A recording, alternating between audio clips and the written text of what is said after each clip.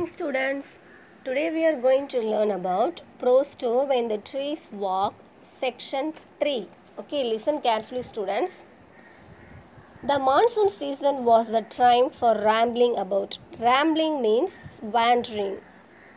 At every turn, there was something new to see.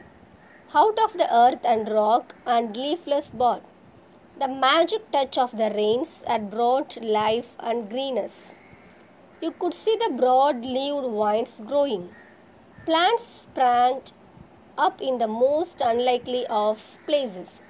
A purple wood light root in the ceiling. A mango would sprout. Sprout means when seeds begin to grow small plants. On the windowsill. We did not like to remove them, but they had to go if the house was to be kept from falling down. If you want to live in a tree, that's all right by me, said grandmother crossly. But I like having a roof over my head, and I am not going to have my roof brought down by the jungle. Then came the Second World War, and I was sent away to a boarding school. During the holidays, I went to live with my father in Delhi. Meanwhile, my grandparents sold the house and went to England. 2 or 3 years later, I too went to England and was away from India for several years. Okay, listen carefully, children. The narrator spent the monsoon season with his grandparents, where he saw life and greenness brought by the rains. He also saw broad-leaved vines, people trees taking root in the ceiling, a mango sprout on the windowsill. During Second World War, the narrator went to live with his father in Delhi. After 2 or 3 years, he left for England and returned to India after several years. Okay. The next paragraph. Some years later, I returned to Dehradun. After first visiting the old house, I didn't change much. I walked out of town towards the riverbed. It was February as I looked across the dry water course.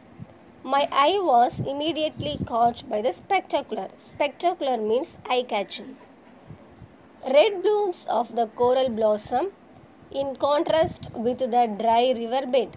The island was a small green paradise. When I went up to the trees, I noticed that some squirrels were living in them, and a crow peasant challenged me with a mellow, "Who are you? Who are you?" But the trees seemed to know me. They whispered among themselves and beckoned. Beckon means to signal with your hand to ask the person to come closer or follow.